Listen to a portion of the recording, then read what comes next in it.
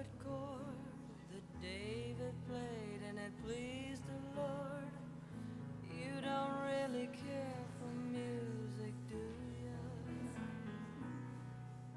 Well, it goes like this: the fourth, the fifth, the minor fall, the major lift, the baffled king composing hallelujah,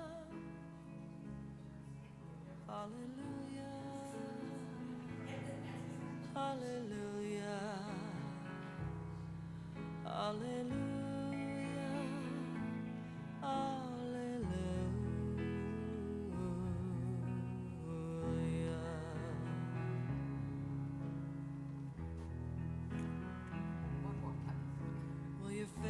Strong, but you needed proof. You saw her bathing on the roof. Her beauty and the moonlight overthrew ya. Well, she tied you to her kitchen chair. She broke your throne and cut your hair. I hate to turn off Katie Lang. That's my favorite version. Good morning, everyone, and thank you for being here. My name is Ina Dufresne-Dario, and it is my honor to officiate this beautiful celebration of Sabina's life.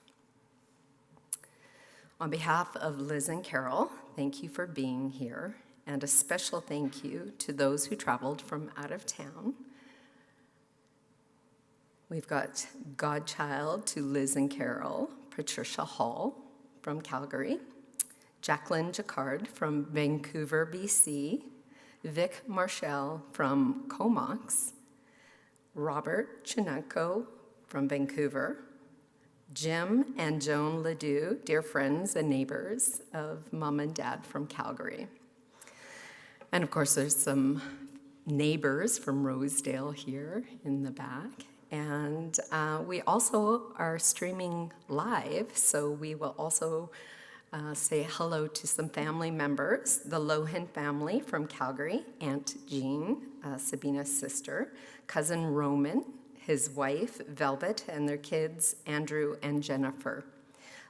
The Lohin family from Ontario, George, Karen, Susan, and Dan. So welcome everyone. It is with heavy hearts that we gather to remember and honor the life of Sabina, who passed away peacefully on December 21st, 2024, at the age of 94. Today we celebrate the light she brought into this world. And there's a lot of light. I heard all about it from Liz and Carole a couple of weeks ago as I got to hang out and listen to the stories about who their mom was to each one of them.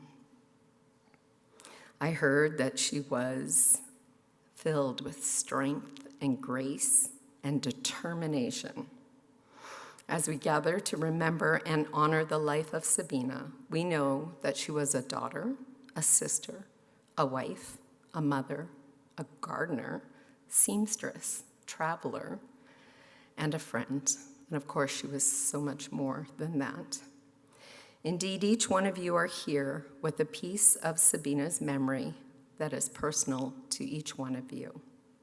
When our loved ones die, there is an indelible impression left on our hearts, and a funeral or a celebration of life is where we come to share and honor our loved one's story. So I invite you to be fully present as we honor the life of Sabina. Let us begin with her story, told by her daughters. We'll begin with Carole.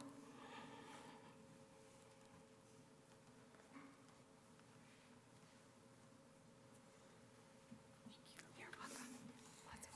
Thank you. This is going to be hard. So, we lost our beloved mother on December 21st, 2024.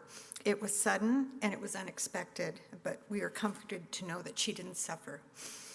Mom was born on August 10th, 1930 in Valenciennes, France, to Catherine and Jean Szwajkowski. Valenciennes is about 2 hours north of Paris.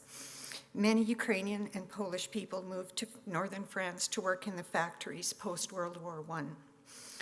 Our Aunt Jean was born 3 years later, and it was not easy, but they managed a good life in an apartment on the street of Rue de Maillet. One story Mom told us was that our grandfather was involved in a work strike in the 1930s.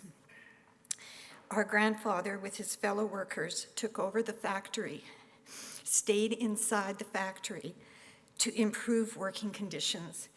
The strike successfully gave them 1 day off a week, but that's what happened with that strike. And then our grandfather, he was 35, became ill with pneumonia and tragically died. This was before penicillin was developed and would have likely saved his life. Baba was widowed at the age of 29. Mom was 5 and Aunt Jean was only 3 years old.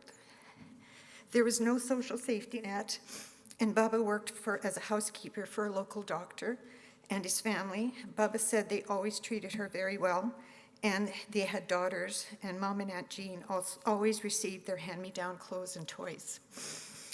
During World War II, Mom talked about how they had to paint the windows black on their apartments. Absolutely no light could go through during the war, and they could hear the German soldiers marching through the streets at night. When the sirens went off, they had to run to a local church and wait for the all-clear announcement.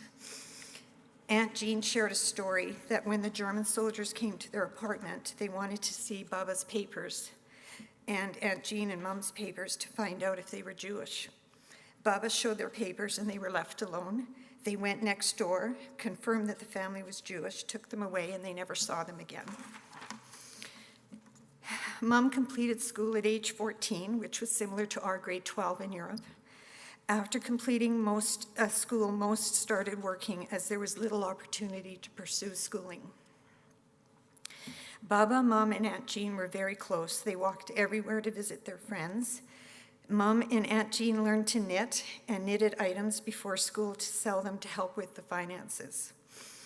Dad was born in Poland, but they moved to France when he was 4 years old, and they lived in a village called Tris-Saint-Léger, a nearby village. They met and fell in love and married July 29th, 1950. Mom was 19 and turning 20 the following month, and Dad was 25 years old.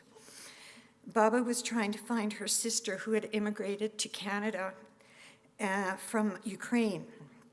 So friends in France wrote letters to Canadian farming newspapers to try to find her, and they found her in Alberta. The family responded back, and they offered to sponsor Baba and Aunt Jean to immigrate to Canada. So the Tislak and the Pitula family are the reason we're here in Canada. Aunt Jean said it was tough moving to a new country and learning a new language, but they had a better life here. Baba married Alex Mokri a year later. Then they wrote a letter to Mom and Dad and said, we'll sponsor you if you want to come to Canada. And Mom goes, I don't think so. He's so close to his family, his parents, his brothers, and cousins. So she gave him the letter. And he said, you know what? Let's try it. We might have a better life. So they moved to Canada. They arrived by ship to Pier 21 in Halifax. They were assessed by a physician. They were deemed healthy and were placed on a train without ever leaving the building. And I had an oncology conference a few years ago in Halifax, and we took Mom, and we went for a tour in Pier 21, and she was very proud because she got an alumni tag to wear as we toured Pier 21. They arrived in Canada on April 1st, 1952, with $200 in debt because they came by boat. Dad got a job working for the CNR with Grandpa Mokre, and Mom worked at a factory sewing mattresses. Liz and I were born July 5th, 1955. Mom and Dad did not know they were having twins until she was in labor. So she had enough clothes for one baby, one crib, and she couldn't speak English. And the nuns at the hospital kept telling her 2 babies, and she goes, oh, no, I'm having 1 baby. And they said, no, you're having 2. So it was quite a surprise, but it all worked out. Dad worked in Minburn for the CNR, and on his off hours, he worked for a farmer. And he asked Mom, what do you need the most? Do you need a washing machine or do you need a refrigerator?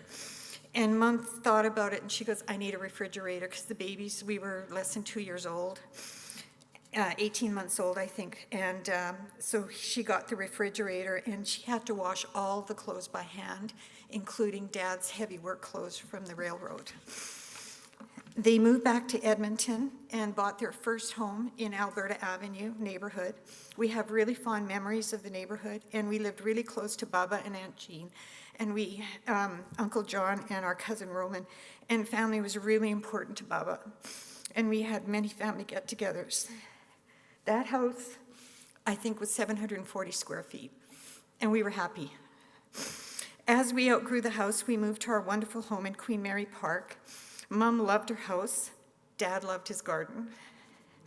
Mom sewed all our clothes. We looked like twins and enjoyed cooking and entertaining. There were many kids in the neighborhood, and we have such fond memories of going to each other's homes to play. And we have some childhood friends who came today, which means a lot to us. We walked or took the bus everywhere. Dad was such a wise man, he would not buy a car until the house was paid for. So he rode a bike to work to the CN railroads in the 1960s and the 1970s when bikes were not cool. But he rode his bike. He finally got his first car at the age of 45. It was a Ford LTD, and he was so proud of it. And then he bought a smaller trailer, and we did a lot of camping vacations. Mom obtained a summer job as a housekeeper at the Royal Alec Hospital when we were 9 years old. And she would have supper ready for us to cook or warm up when she worked evenings, and that was before microwaves. And Liz and I learned to cook at a very young age. Her summer job ended and ended up being a full-time job for the next 17 years. Mom and Dad realized life was getting more expensive and an extra paycheck would be welcome. She eventually transferred to the School of Nursing at the Royal Alexandra Hospital, which was a day job, so she didn't have to do shift work or weekends. And when Liz started attending nursing school, all the classmates knew Sabina as Liz's mom. She supported all our activities and would come to our basketball games, because coming from the Royal Alex to St. Catharines and to St. Joe's was very easy for her. And she started work at 6:30 in the morning and finished at 2:30, so she could make it to our games. When we were at St. Catharines in grade 9, we were in the city finals for basketball. And she came to cheer us on, and we lost. And we cried all the way home, and she was just there, so supportive. She was the only mom there. Our high school days were one of the best times of our lives. Mom and Dad made sure they knew all our friends. We had curfews. We were one of the few people that had curfews. And our friends were very understanding and have us home on time. But if we were late, she would be sitting up in the living room waiting for us. For our grade 12 graduation, Mom and Dad, I don't know if some of you remember this, invited our friends for cocktails. We were 17. For cocktails outdoors and their beautiful backyard. And to this day, we bump into friends that remind us how much fun they enjoyed. But knowing their friends was very important to Mom and Dad. As we were getting closer to graduation, Mom would tell us we could do anything we want, but one thing she really wanted was to have some type of education or training for a job. She wanted us to have better job opportunities. We both ended up becoming registered nurses, and they were so proud. 10 years later, we graduated from nursing school. We decided to go back to university to complete our Bachelor of Science in Nursing degree. Liz started a year after I did because she could get all my papers and my books. She planned that really well. And Dad said, you know what, I can't help you financially because we're trying to save up for retirement. And we said, we don't need the money. We've saved for university. But you know what? He shoveled our sidewalks. Mom made us our casseroles because we went to school full-time and we worked part-time to pay the mortgage because Liz and I had a house. So we went to school and worked part-time. And they were so supportive, and they were very proud when they attended our convocation. We went to convocation because we were in our 30s. It wasn't that important to us, but it was important for Mom and Dad to see that. When Mom and Dad retired, they loved traveling, growing a huge garden, having family get-togethers. They also enjoyed their deck, listening to music like Edith Piaf, Jacques Brel, Tino Rossi. Mom loved Tino Rossi. She said he was like Elvis in the 40s in France. And she loved Vic. She loved Julio Iglesias and Bobby Vinton. Liz worked in cardiac rehab and met the new dietitian Maureen. And Maureen said her husband Dave, a registered nurse, was going to start university in the fall. And Liz said, so is my sister. We met and became lifelong friends. Mom and Dad adopted them, and they became part of our family. Came to all our gatherings. Liz and I became godmothers to their daughter Patricia. Mom and Dad became godparents to their daughter Kathleen. We were involved as the girls grew up. Mom enjoyed spending time with them, making Barbie clothes and babysitting. And Kathleen has very fond memories of sleepovers with chocolate milk and breakfast in bed at Bina's. They started calling her Bina instead of Sabina. Maureen and Mom became good friends. Maureen became Mom's adopted daughter, and she took such good care of Mom when we restarted our travels post-COVID. Mom became Dad's caregiver when Dad was diagnosed with cancer. We were able to get some really good travel time with them. Liz and I organized all the travels, and we loved cruising. We did Alaska. We did the Baltics with Dad and Mom. Dad loved Cuba. We went to Cuba 4 times, and he loved Palm Springs. And we also took them for many years to Kamloops to visit their best friends, Mary and Walter Semeniuk. When Dad became terminal, he said to look after Mom, he said she's not good with money because Dad did all the banking. So he asked us to take her on vacation because she liked to travel, which we gladly did. After Dad passed, we took Mom on all our big trips. She loved traveling, and we went to Europe numerous times, and you'll see photos of Mom. And our trips to visit high school friends, such as Vic and Comox, who's here, and Jackie in Vancouver, included Mom and Rob, who was my nursing student 35 years ago, and he's in Vancouver, and we visit Rob in Vancouver, and Mom just adopted everybody. And she really enjoyed our trips with my best friend from nursing school, Joanne, who lives in Little Rock, Arkansas. She loved being spoiled by Joanne and John, and especially loved their home in Mountain View, Arkansas, in the mountains. We also went to Palm Springs, Cozumel, and Hawaii with our friends Susan and Paul, who are here today. And she loved attending George's and Karen's wedding in Jamaica. We had so much fun.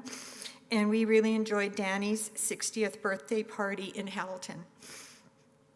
Mom insisted on living on her own as a widow and maintaining her independence. She kidnapped our dogs. She said we were too busy working, and we realized she needed Maggie May and Patch more than we did. She was starting to get forgetful, and we would receive calls from her very dear neighbors, Jim and Joan Ledoux, who looked after Mom. They had a code that Mom would turn on pull up the curtains in the morning in the kitchen, and Joan knew that Mom was good. So they had this code. And one day they called us and they couldn't find her keys, and Mom would take daily walks. She walked a lot, and she didn't want to carry her keys, so she hid them in the garden. And then when she came home, she couldn't remember. So I think we gave James and Joan spare keys, and then we realized that Mom was starting to get forgetful, and that was the start of her dementia. One day after a long winter, she said she was lonely and agreed for a tour of Rosedale, a seniors living residence. She moved in and lived there for 5.5 years. Aunt Jean was also living in Rosedale and kept Mom company until she moved to Calgary to be closer to her son Roman and his family. We took Mom on a 21-day Panama cruise. It was our last vacation together as COVID caused a pause on travel and Mom's dementia progressed. Her arthritis also began to impact her ambulation. We visited her almost every day at Rosedale, and was actively involved in her care. She still knew us, and she could still tell us apart, but everyone else were her friends. She was so sweet. We saw her dwindling in the last 6 months, but we still had good visits. We would celebrate her birthdays, and we always shared it with the residents, and it was always a lovely celebration for everybody. She lived a remarkable life. She was happy with how coming to Canada was a good decision. She touched many lives. She met at her work, at Dad's work, neighbours, our friends, and lastly, the staff and residents of Rosedale. We miss her terribly, but the circle of life continues as Kathleen and Wesley's son Wilson was born the day before she died. Mom, you have left a big hole in our hearts, but we're comforted knowing that you're still at peace and reunited with Dad.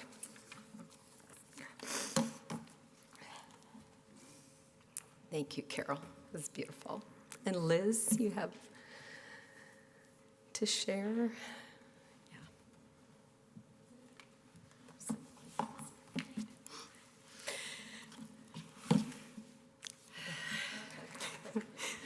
Pretty soon, my cataract surgery, and I won't need these. I just want to thank everybody for coming. I mean, I was just so touched. Childhood friends, high school friends, nursing friends, neighbors. I just have to, Raymond Yadlowski's here, and they live next door to us, 6 kids, 2 parents. And Carole and I are active politically, and we were campaigning for one of the candidates, and we were in our neighborhood. So when I knocked on the Yadlowski's door, it's still the Yadlowski's house, even though they haven't been there for years, and it was a young lady came to the front, to the door, and we talked, and I said, I have to tell you, I live next door. And I said, 6 kids and 2 adults lived in this house. She goes, I can barely handle me and my dog. And it's just how life has changed, hey? It's amazing. So to see the Yadlowskis is just so nice. We have received many heartfelt expressions of condolences from family, friends for the loss of our dear mother. Everyone who knew Mom was touched by her kindness, her sense of humor, her generosity, and her compassion. She adopted many of our friends to be part of her family. And I just wanted, I mean, we got flowers, we got cards, we got messages. It's been overwhelming. But there were 3 cards that I just wanted to highlight, and they were childhood friends. So Teresa McDonald, they live 3 houses from us, 6 kids, 2 adults. And she married into the Zaharko family and is now living in Vancouver. So this was the card she sent us. Dear Carole and Liz, I will always cherish the indelible memories of growing up together on 118th Street. I fondly remember your family arriving to view their new home at 10998. You girls impeccably dressed, we were 10, impeccably dressed in your rain jackets and yellow rain boots. We were matchy-matchy. Your parents had the most impeccable vegetable garden, tended with lots of TLC, and the rainwater collected in the rain barrels next to their garage. I thought that was brilliant. Your mom's homemade crab apple jam, your crabs were the best, so delicious. When I was in nursing school, so she was in school probably 5 years after me, so we weren't there. She goes, your mom generously brought treats from the garden along with warm hallway visits where she kept the residents impeccable. I was grateful she, along with the house moms, came to see our wedding and made a lovely photo memory I cherish. Our last contact was in Vancouver with you girls and her sister Debbie, and my mom generously treated us to brunch, and we shared stories and laughed.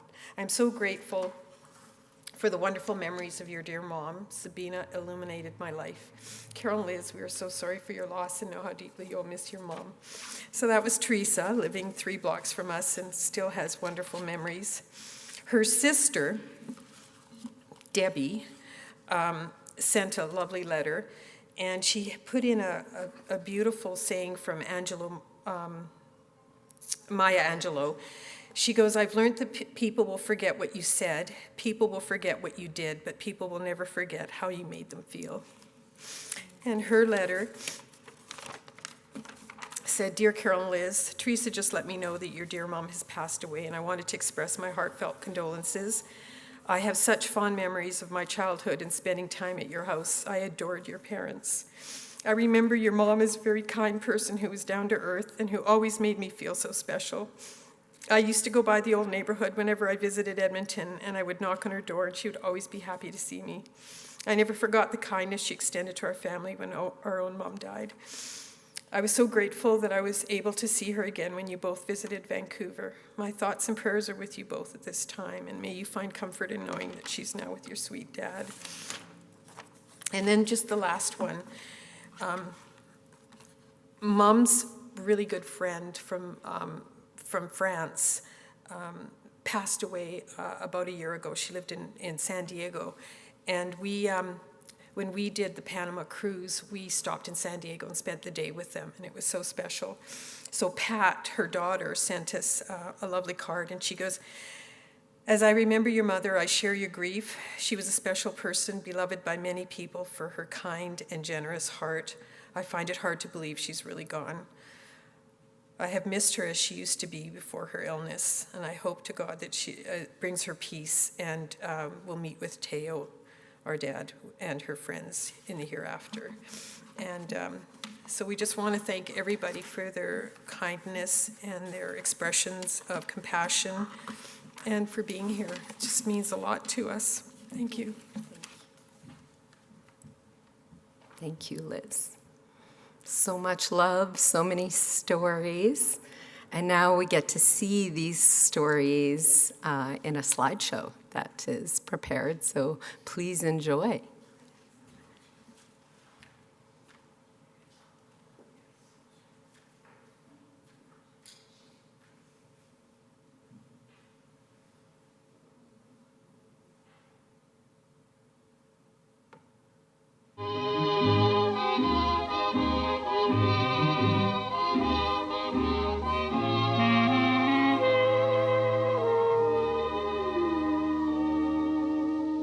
Des yeux qui font baisser les miens, un rire qui se perd sur sa bouche, voilà le portrait sans retouche de l'homme auquel j'appartiens.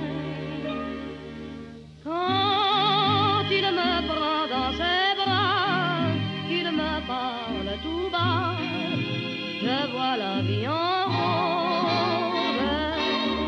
Il me dit des mots d'amour, des mots de tous les jours, que ça me fait quelque chose.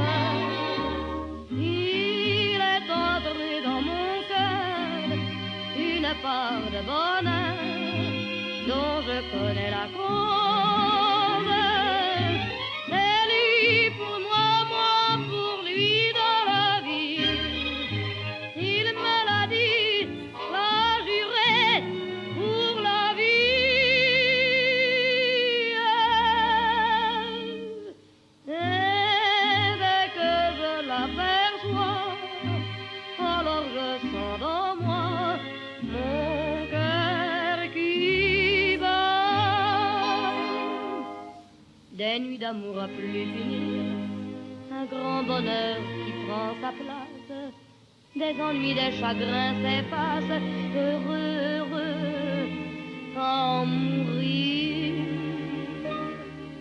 Quand il me prend dans ses bras, qu'il me parle tout bas, je vois la vie en rose.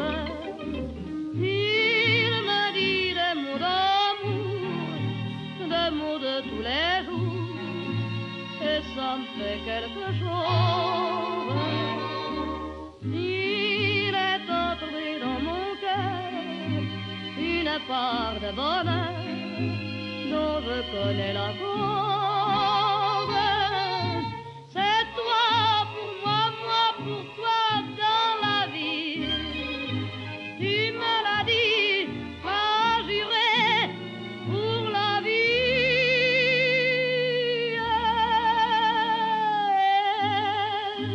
Dès que je t'aperçois, alors je sens dans moi mon cœur qui bat. La, la,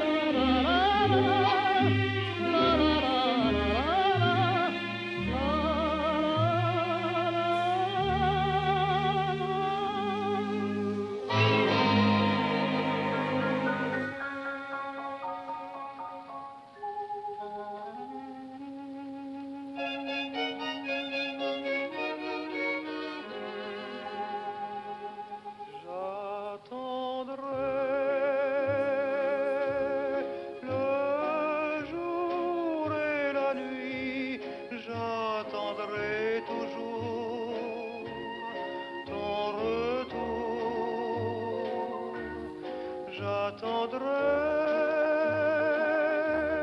car l'oiseau qui s'enfuit vient chercher l'oubli dans son nid. Le temps passe et court en battant tristement dans mon cœur plus lourd. Et pourtant j'attendrai ton retour.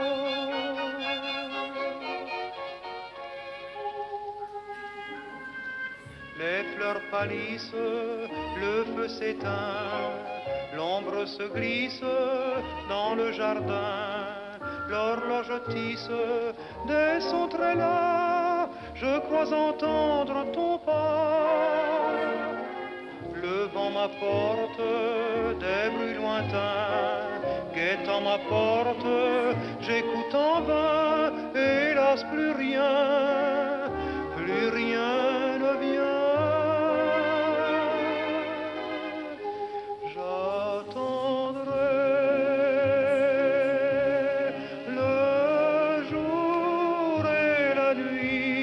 J'attendrai toujours ton retour. J'attendrai, car l'oiseau qui s'enfuit vient chercher l'oubli dans son nid. Le temps passe et court en battant tristement dans mon cœur plus lourd.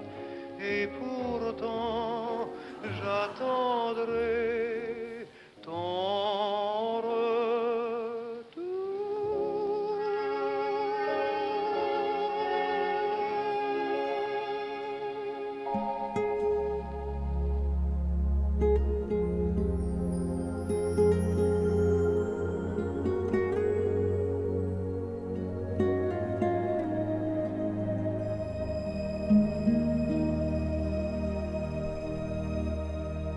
Viví, siempre viví, y he sido así mi vida entera. Jamás me arrepentí y fui feliz a mi manera. Yo siempre quise más, un poco más, y como fuera. Y si me equivoqué, fue a mi manera.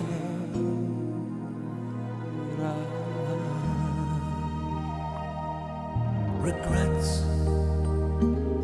I've had a few, but then again, too few to mention. I did what I had to do, and I saw it through without exemption. Yo siempre quise más, un poco más, y como fuera. Y si me equivoqué, fue a mi manera.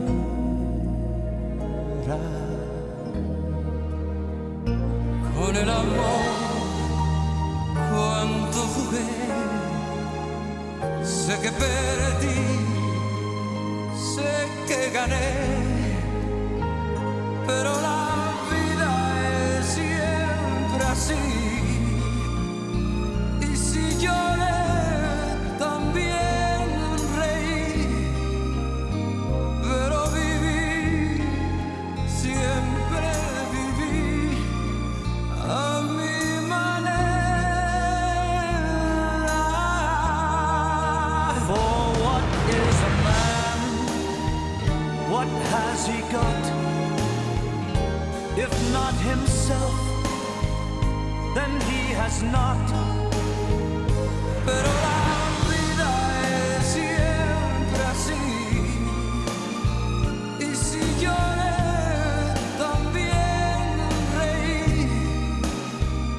The record shows we took the blows and did it my way.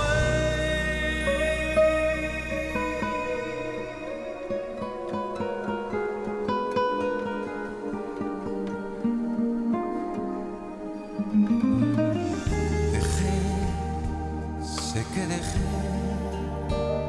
por donde fui el alma entera. Errores cometí, pero al final pagué la cuenta.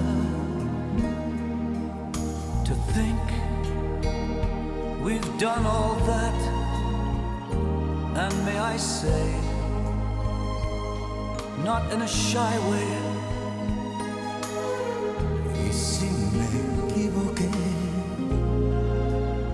fue a mi manera.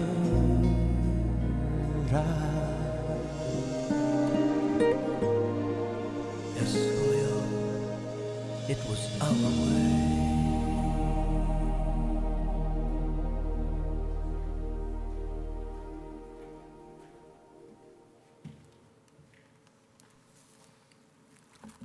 Wow, what a life. Good golly. I see lots of you in here in those pictures. That feels pretty special to be able to witness that. Well, at this time, Liz and Carole would love to offer an open mic to anyone who would love to share a tribute or a story, and we're actually going to start. Yeah, okay, yes.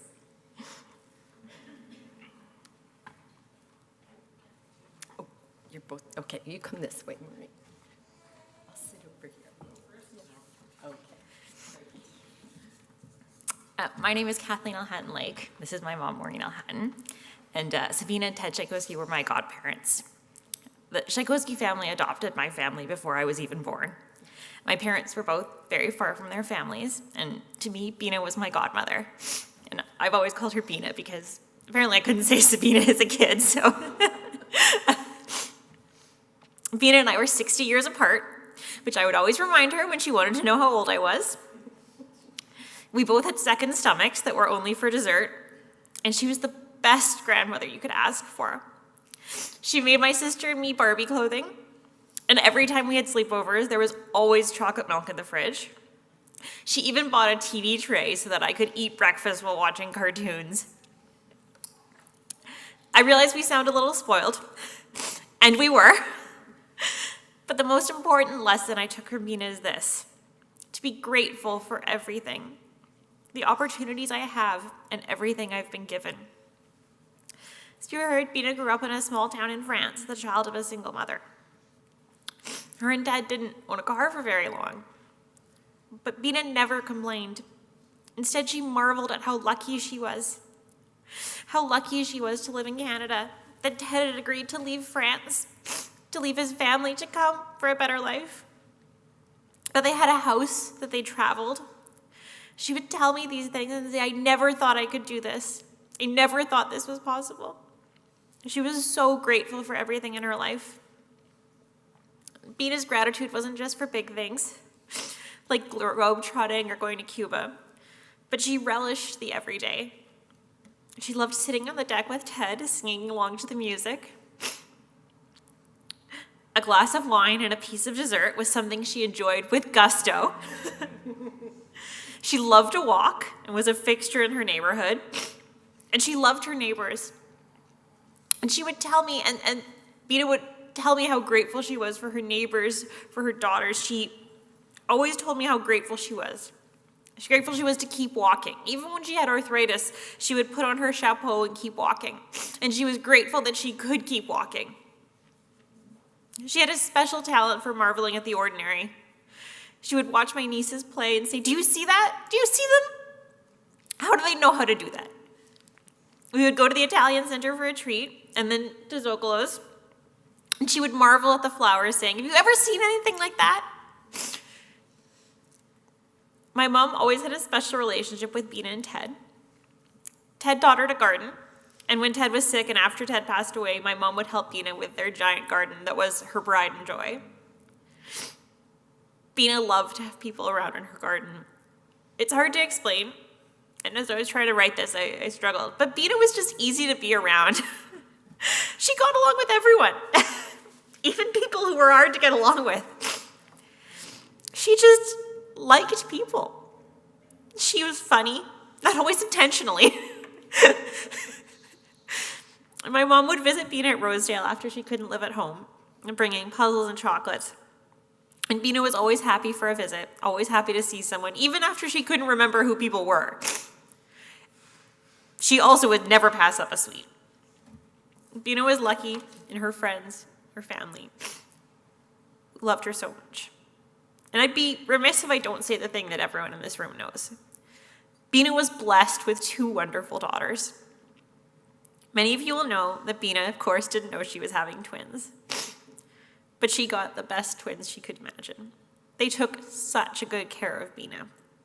They made sure she could travel with them, and she would often tell us that she kept walking so she could keep up with the girls. They visited her at Rosedale every day and always made sure she had cookies or grapes, something sweet to snack on, which was a very important thing to Bina. She made sure she always had her cookies. We don't often tell those we love how much they mean to us. And I remember the Christmas before Ted passed. He took me aside and told me how much his girls had done, how they had taken care of him when he was sick, and how they had done for him and Bina. And Bina was the same, especially as her illness progressed.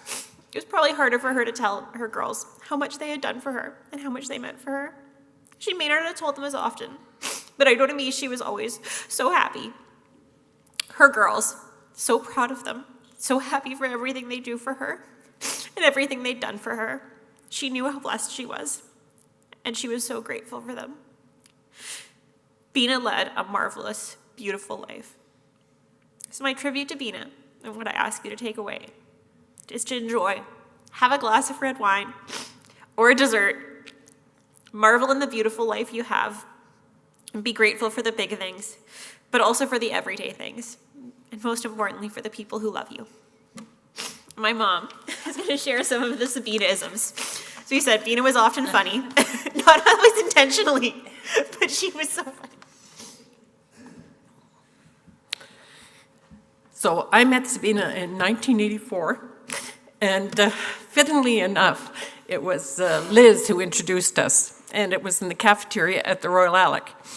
I knew we were going to be good friends because the cafeteria at the Royal Alec had the best cinnamon buns. One day it was cinnamon buns, the next day was cheese buns, the next day was poppy seed buns, and you had to be careful when you went back to work, the poppy seeds didn't stick in your teeth. But man, so we would meet Sabina there, she'd be having coffee with the housekeeping group, and that's how it all started. It started over food. And believe me, it continued. Now, the funny thing about Liz and Carole is that she always called them my girls. And she always called Liz Elizabeth. Yeah, it was never Liz, so we're privileged we can call her Liz. And, I tell you, with the crying, I tell you, it's hard to read what I've written here, but she came from France, as you know, and she never lost that wonderful French accent. And if you ever said you were going to Paris, you were immediately corrected. It was Paris, not Paris.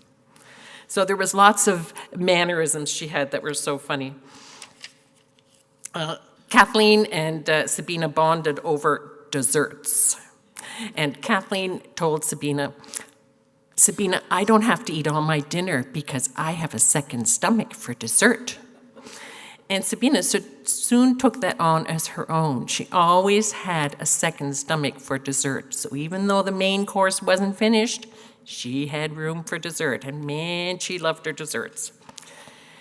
Now, I remember we did chocolate making at Christmas time all the time. And Sabina would come up with the girls, and Sabina's specialty was the peanut butter balls. So she would roll the peanut butter balls, and then she'd have to dip them in chocolate. She'd dip them in chocolate, and Liz and Carole would say, "Mom, go wash your hands." And Sabina would dutifully go to the sink and wash her hands. And repete. Man, we heard that so often. "Mom, go wash your hands." Oh, wow. So the peanut butter balls were her specialty. Now, she also had really good neighbors. Jim and Joan are here today, and they were what I call the over-the-fence neighbors. They would always be, they lived next door, so they would always be talking over the fence. And let me tell you, Joan shared some good food with Sabina, and Sabina would share it with me. She'd always bring over a pot of soup or something like that. So she was good to share. And I see Liz Kluche's here, and man, Liz Kluche made the best bread. And I said to Sabina, I said, "Man, she makes such good bread." And Sabina would say, "Yeah, she kneads it with her hands." She said she takes out all her frustration, kneads it with her hands. But man, that bread was delicious, yeah. So when I retired, I started working for Mackenzie Garden Seeds. And I would take Sabina out with me working for Mackenzie Garden Seeds. And I remember one day we were working, well, first of all, we'd be driving and she'd say, "Are we in Edmonton still?" Yes, Sabina. So we were out at the Walmart out in Stony Plain Road, and Sabina was sitting down at the patio sets next to the garden seed display, and I would just put all the seeds with her, and she would sort them into vegetables and flowers and stuff like that. And I overheard this couple coming along saying, "Look at that poor old woman. She still has to work for money, you know, that poor old woman." Now, I don't know if they're talking about me or Sabina. But anyway, we would always go to Tim Hortons for a sandwich and a coffee after, and we shared that story, and we laughed so hard about people thinking, yeah, they got to work for some more money, you know. That was so funny. And when she moved to Rosedale, I would take her out and we'd go for a walk. And every time we went for a walk, we'd sit down and have a chat. And if there was anybody walking by with a dog, she'd say to them, "You're making someone very happy today." Now, the other thing she really enjoyed her programs on television. And one of the favorite programs she really enjoyed was Jeopardy. But she didn't call it Jeopardy, she called it Jeopardy. So she would come up and have supper at our house with Dave and myself, and we would have supper, and then we'd watch Jeopardy. And she'd always say to us, you know, when we answered, "Oh, you're so smart." You know, so one day, what we did was we recorded Jeopardy and we watched it. And then when she came up for supper, we had supper, and then we watched the program, Jeopardy, that we had already seen. And of course, we knew all the answers. Wow!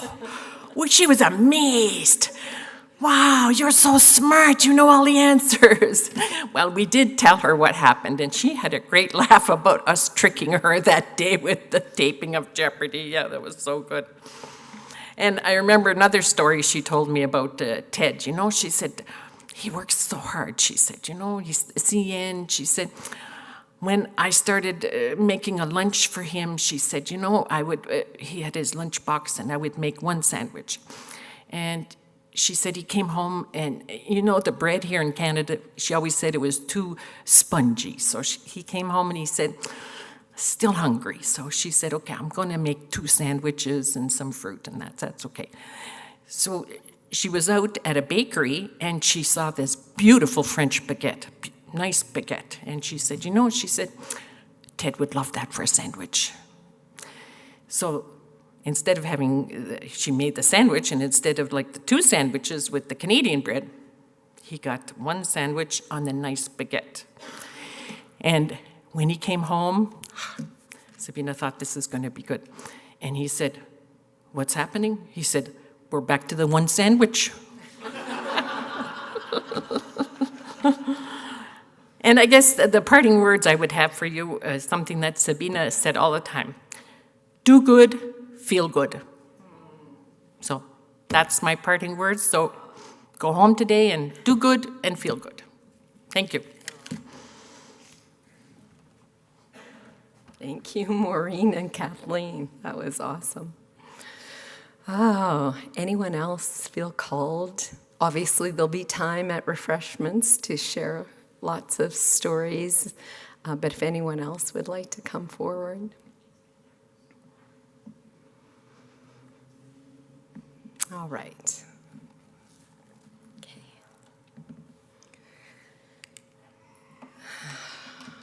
What a beautiful celebration.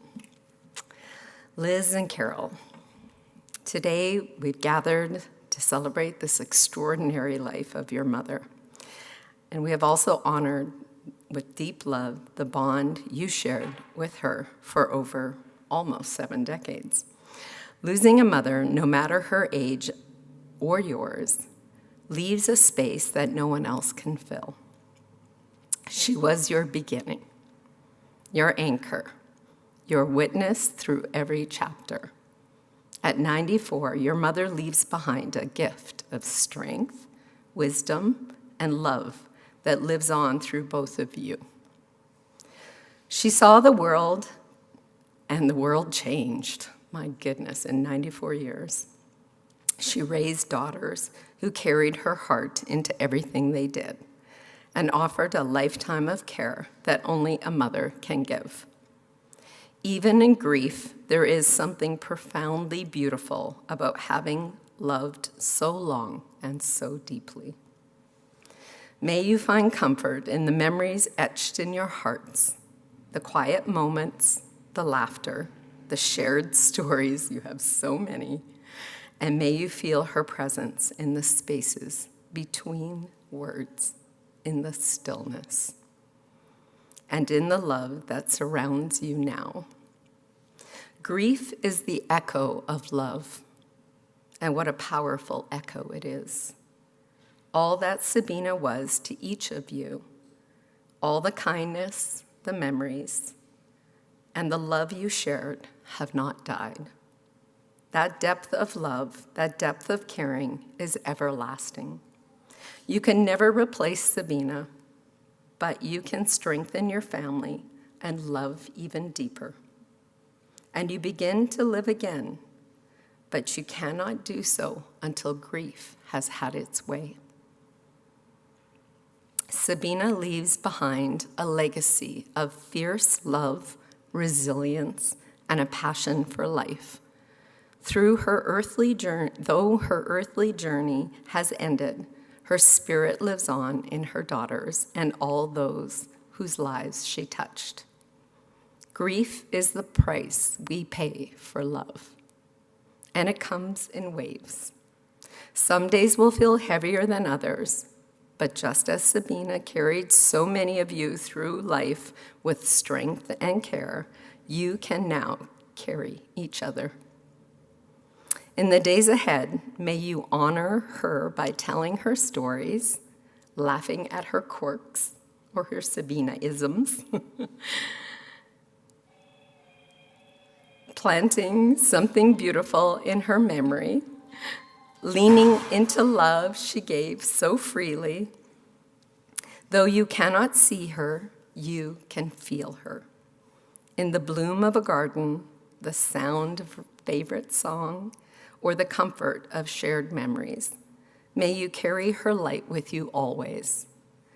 May Sabina find eternal peace. May she be filled with joy as she is reunited with her beloved Ted. And may you carry forward her legacy with joy, compassion, and a deep appreciation for the preciousness of life. Rest in peace, Sabina. You are free from the pain and the constraints of your body. And I'll close with a poem for Sabina. A life well loved. 94 years of grace and light, a mother's love forever bright. Through seasons past and moments dear, your presence shaped the lives held dear. Your presence shaped the lives, with hands that soothed and heart that knew, the quiet strength that carried through. You taught with kindness, led with care, and left your warmth in all you shared. Your laughter echoed soft and true in all the things we learned from you. A steady guide, a truest friend, a love that time will never end. Though now you rest, your spirit stays in the morning sun and twilight haze. In every flower, every song, your memory will live a lifelong. So here we stand with grateful hearts for all your love, your every part. We say goodbye, but not farewell. In all we are, you'll ever dwell. That concludes this formal part of the celebration of Sabina, but we will carry on just across the way, and the funeral attendants will help everyone. So thank you again so much for being here on behalf of Liz and Carole, and just remain seated, and the funeral attendants will gather everyone and bring you across for refreshments. Thank you.